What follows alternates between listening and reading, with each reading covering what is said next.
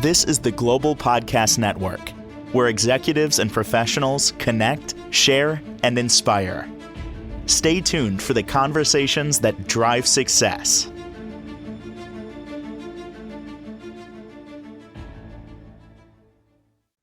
Excited to be back with Elite Chiropractic Coaching and Healed. That's right, Dr. Fred DiDomenico joining us, and we're so Thank you. excited. Hailing from beautiful Newport Beach, California. Is that where you are right now? Yes, I am, and it's a beautiful sunny day.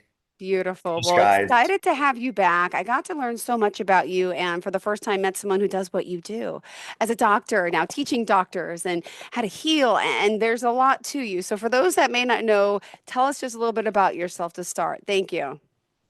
Well, I was raised Catholic and very traditional. You're Italian, so I was raised in an immigrant Italian home, right? So it was like Hmm. very Catholic, very, we practiced religion on Sundays, but we had a relationship at home. We had a relationship with God. We prayed about everything. So I had a strong spiritual foundation. So at a very young age, I just had this innate feeling. I told this story last time. I just had this innate feeling that I was here to do something, that I had a purpose, and then, we go to Psalm 139:16. You saw my days before they were formed. So it's like, imagine, you're watching, you're in the spirit world, you're watching a movie trailer of your life.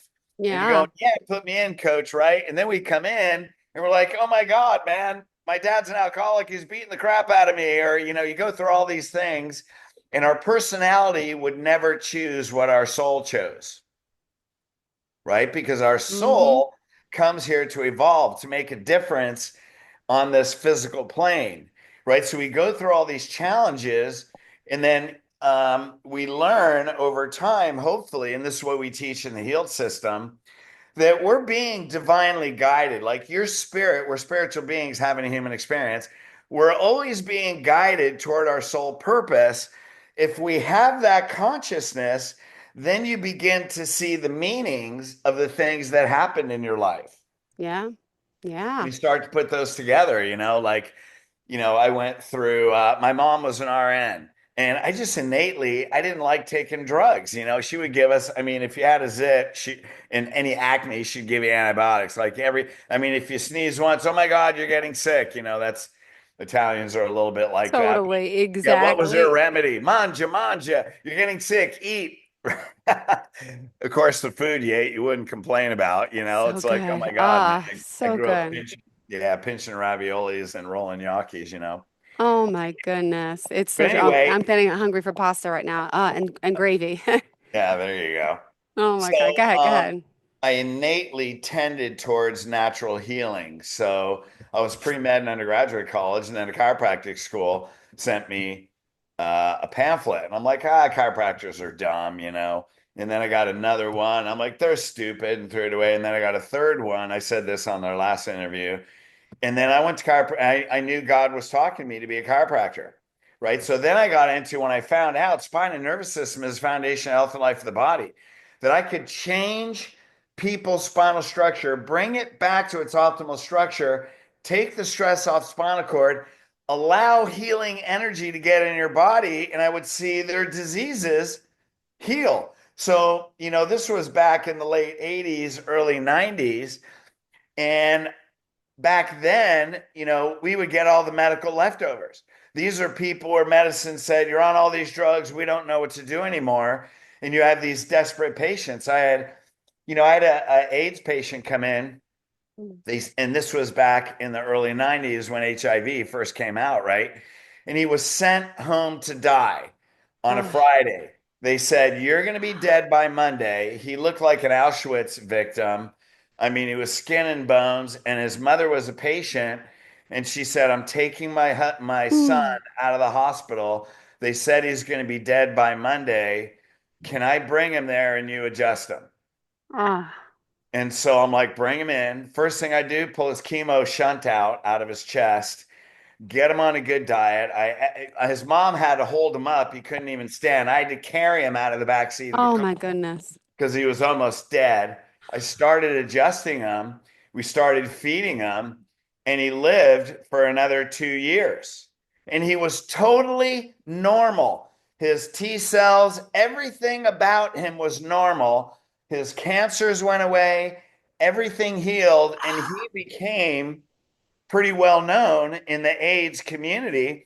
And I started getting all these AIDS people in with their chemo bubbles, and you would see this Kaposi sarcoma. It looked like blue cauliflower, purple cauliflower on Oh, their skin, like on their arms. And okay. I would just start fixing their spine, and all that Kaposi sarcoma Would go away? would go away. And they started bringing in their blood Blood tests work. of their T cell counts, and their T cell counts went up to normal. And they would bring them to their oncologist, and he would say, "Well, I don't know what's happening." Well, I can tell you, we turned on their energy again. Yeah. And then what happened was the original patient, he just got tired of being an HIV patient, and he quit coming in. Hmm. And 6 months later, I got a call from his mother, and I forget his name right now, but I'll never forget the experience. She said he's going to die and he wants to see you. So I went over his house, and he was laying in bed, and I literally saw a skeleton with skin on it, and under the sheet, it looked like a skeleton. And it Yeah. took all the energy he had, excuse me, to say thank you. And I remember that like it Oh, was yesterday. oh, And so with chiropractic, he lived, and without it, he died. wow. And so it's like, okay, there's something here that the world needs to know about. Hmm. And then eventually I got into teaching. So that was like physical, emotional healing. And then one day it fell on me, the acronym HEALED. I was trying to develop a 6-step system for rehab. I wanted to trademark a rehab system that I was going to market in chiropractic. And the acronym HEALED came on. And when I thought of HEALED, I started getting all these visions, like in the old days when you had Rolodex and you're flipping through the Rolodex and all the cards are flashing by with all the names. I started getting these flashing visions, and I'm like, oh my God, this is a spiritual system. Hmm. And then all of a sudden, the name came on: honor God within yourself, exercise loving yourself and others, accept forgiveness, living in now, establish purpose and mission. And it became a 6-step system to tap into who God created you to be, learn how to love yourself at a divine level, learn how to give love out in the world, release all the pains of your past so you can come into the present moment, and then you could hear the whispers of your spirit of divinity showing you what your soul purpose is. Wow. Literally show you why you are here in this life. Mm, powerful. Yeah, so I had no idea so I started writing a book. I opened up a Word document and I started with Honor God within yourself. I'm like, I have no idea what to write. Yeah. So I would just pray. And it's kind of like the spiritual industry or self-improvement industry, first of all, is all an illusion, because they say, who do you have to become? When the reality is, Genesis 1:27, we're created in the likeness and image of God. You're already perfect. You don't have to become anything else than you already are. You just have to let go of what you believe that isn't true about you. Yeah. Like, there's only one truth: you're a divine being. Everything else is learned. Yeah. And once Wow. you can tap into that, then man, your life transcends to a whole nother level. And so I started writing. Now, my core value, and became a best-selling book, You Are More Powerful Than You Think. You can get it on Amazon. And it's an audiobook. But Wow. I took all these, you know, anybody that wants self-improvement or spiritual evolution, what do? We read all the Uh-huh. authors, right? Deepak Chopra, Marianne Williamson, Eckhart Tolle, all these. But it's like turning over a crossword puzzle on your coffee table. There's all these pieces, but you have no Hmm. idea how to put the puzzle together. Wow. So true. And Right? so healed is a progressive system that if you don't have to know anything, but if you just follow the steps, you climb this staircase to heaven. It's like you're climbing in your spiritual evolution. Mm-hmm. Wow. Wow. So now I've taken, I mean, we have a whole online system. I've taken hundreds of people through it. I mean, we just did an experience 2 weeks ago, and it's amazing the miracle healings that happen.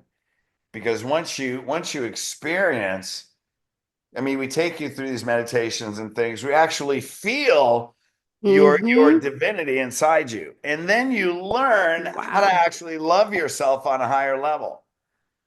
And then by the time you get to A and you realize, man, I'm carrying Yeah.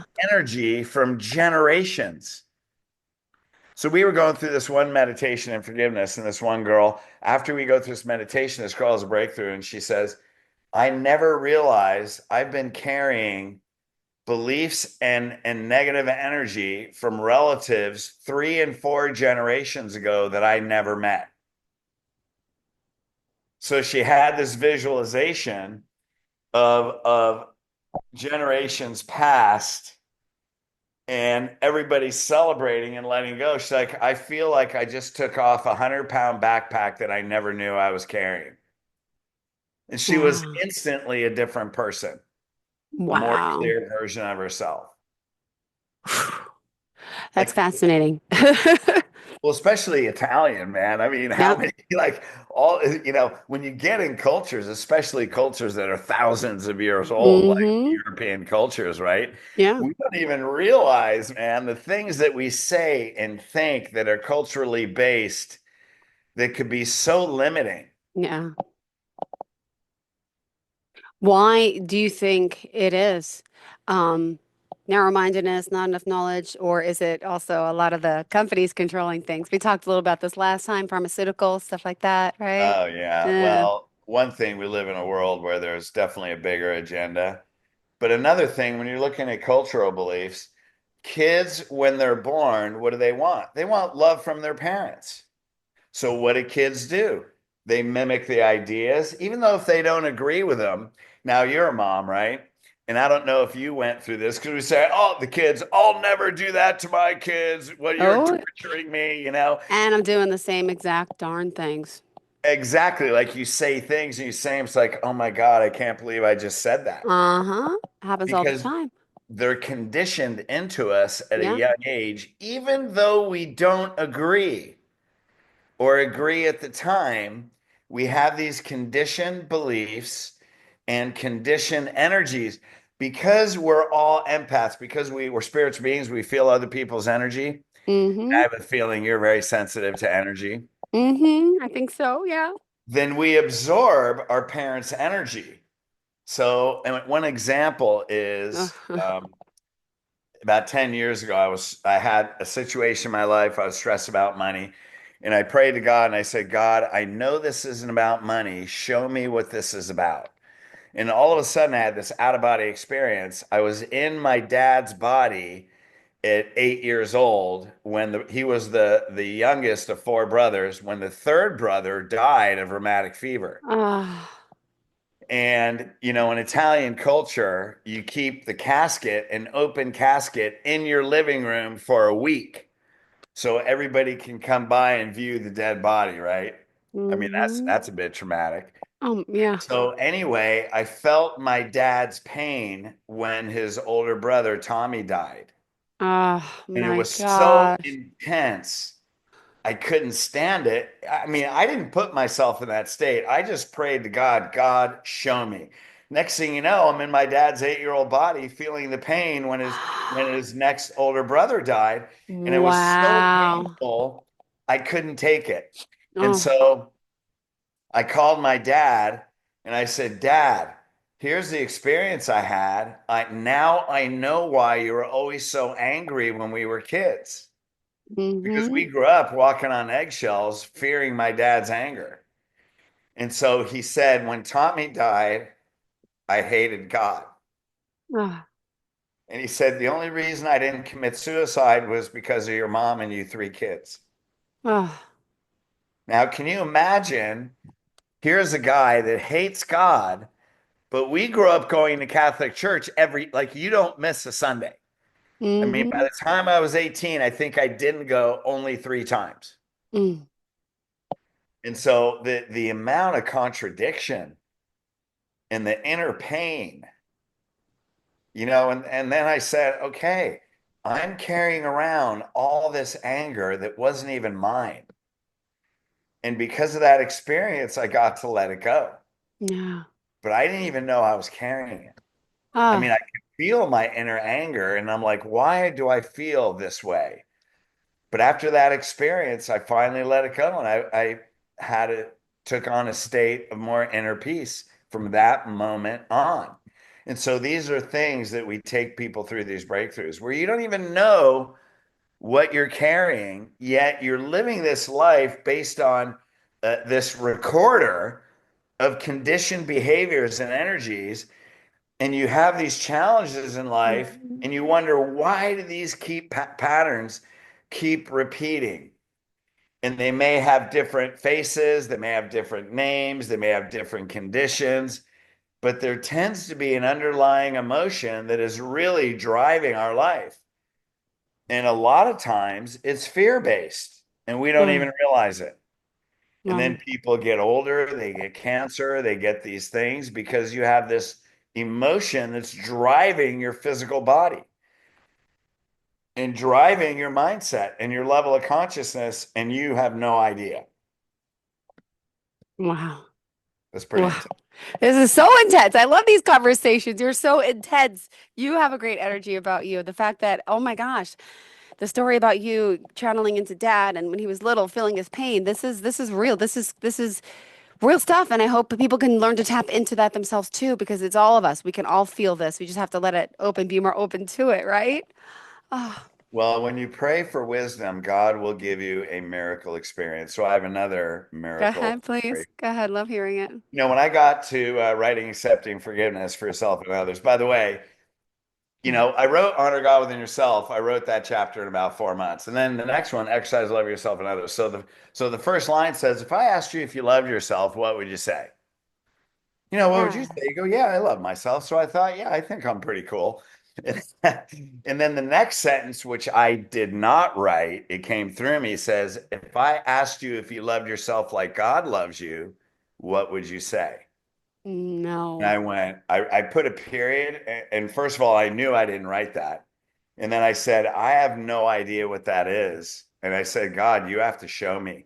And I literally didn't type. That one chapter took 1 year for me to write because it took me that long Wow. to learn to have brief moments of Wow. loving myself, what is the highest that I know, which is probably only a fraction of God. Wow. But everything changed in my life. Before that chapter, I had a very sarcastic sense of humor. I thought I was being funny. I was very critical of others and judgmental, you know, and I didn't realize it's because I didn't love myself.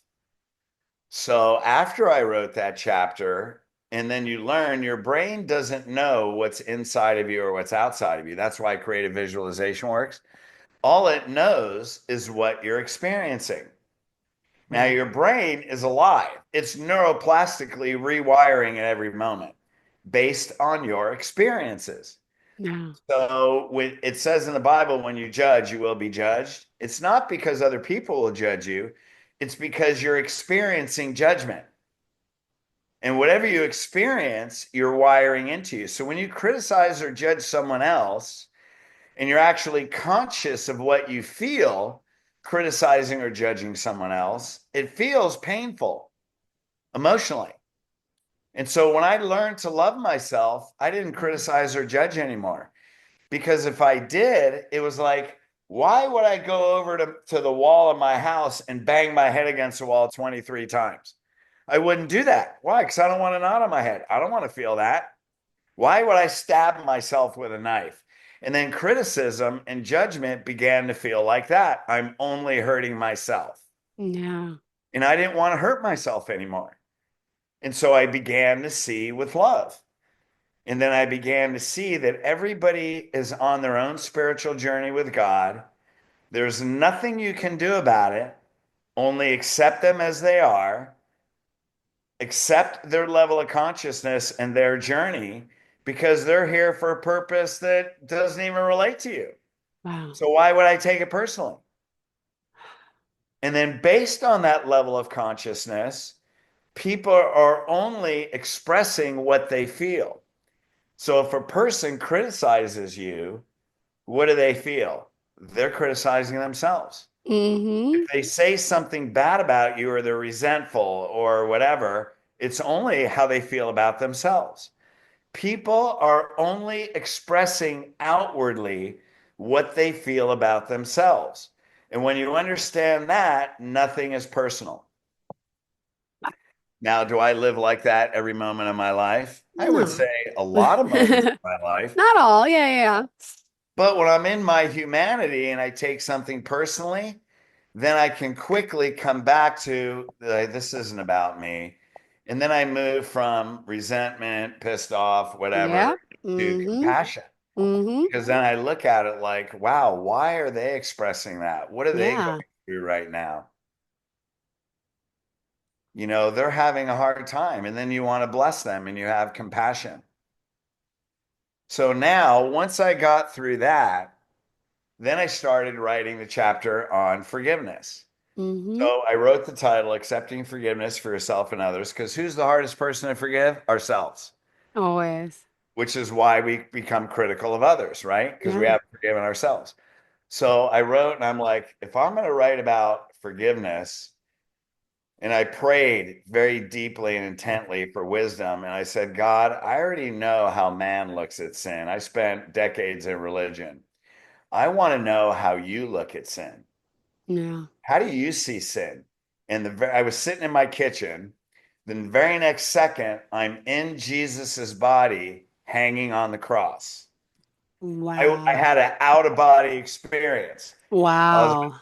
15 feet up in the air. Oh my I saw, gosh. I saw this Roman soldier down to my right, and he was mocking me. And of course, Jesus could feel his energy and knew what he was thinking, right? Yeah. And I could feel the fear in the soldier. And the fear was, what if I am what if he is who he says he is, and I'm crucifying that him? This could be a problem for me, right? Mm-hmm. And then the next fear was, what if his message is true and I am who he says I really am, a son of God? Then God, all that power, that's fearful to your humanity to realize you have so much more. You're so much more in God's eyes than you think you are in your mind. That could actually be scary to step into our power of who we really are, right? And then down to the right, I saw two women crying and they were in white robes. My sensation Wow. was it was his mother and Mary Magdalene. And then I saw Oh one of the my goodness. with them. And then about 15 feet back, there was a crowd that got blurry. There was a huge crowd and it just blurred into the distance.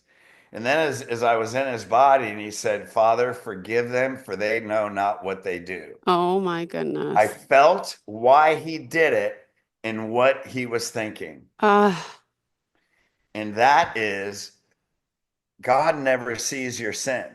no. Jesus never sees sin. Yeah. Sin does not exist in the spirit world. Wow.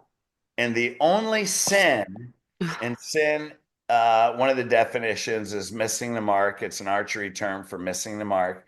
The only mark you ever miss is thinking you're only human and you're not divine.